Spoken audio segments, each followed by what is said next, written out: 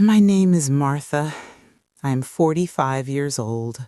I work as a dental hygienist, and I live in the quiet suburbs of Columbus, Ohio.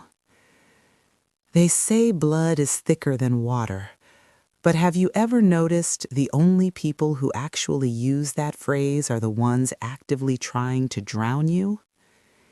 Every American family has a designated doormat. For 25 long, exhausting years, that doormat was me. I was the reliable one.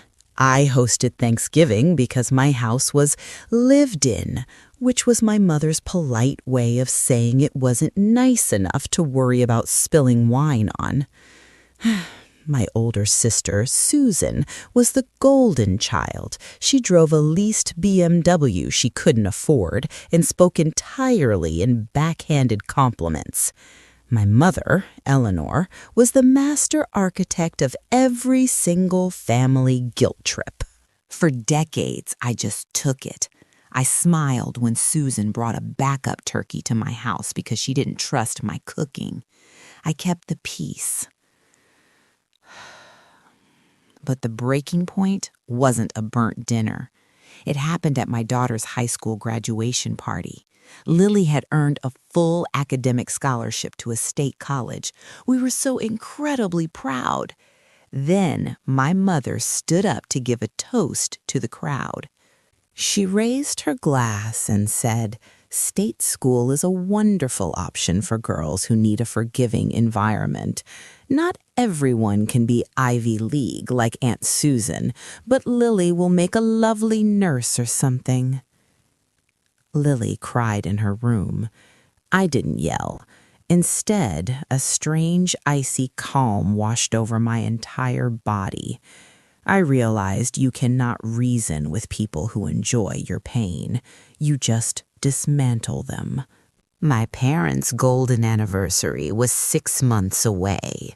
My mother wanted a massive blowout at the country club and naturally expected me to plan it all. I played my part perfectly. I said, "Mom, don't worry about a thing." Because I was handling the arrangements, she gave me all her passwords to pull old photos for a slideshow. When you have access to people's digital lives, you find everything. I discovered Susan hadn't sold a house in years and was drowning in massive debt.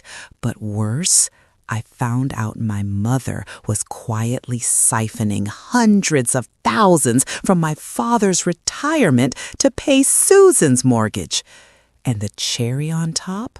An email from my mom saying they only attended Lily's party because it made Dad feel better to pretend I wasn't a total disappointment. I just hit save.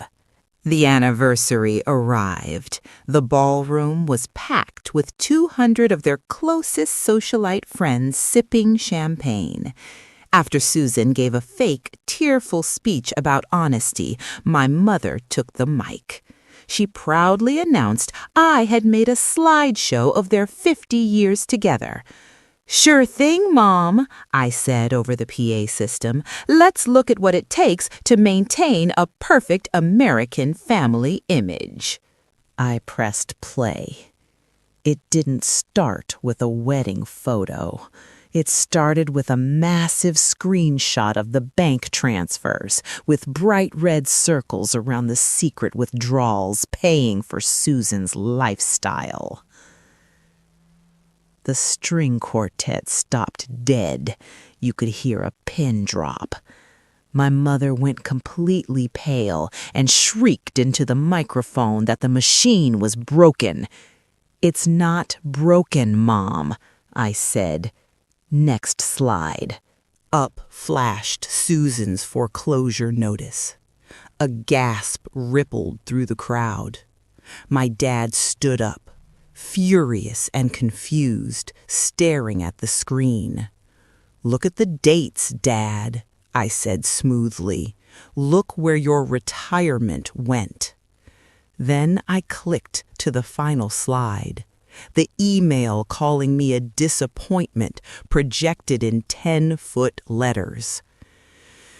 The suffocating silence that followed was the most beautiful music of my life. As I walked out, my mother hissed that I'd ruined the family. I looked right at her.